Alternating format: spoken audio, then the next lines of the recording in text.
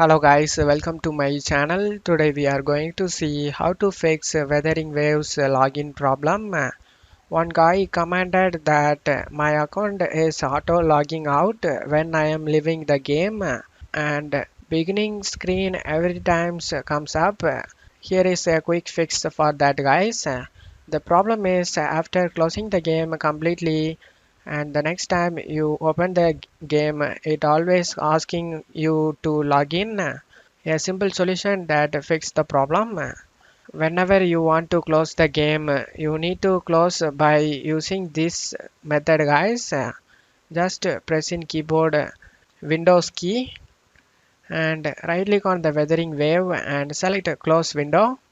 You can close this way, and another way is just by pressing Alt F4 key. By doing this will solve your problem guys.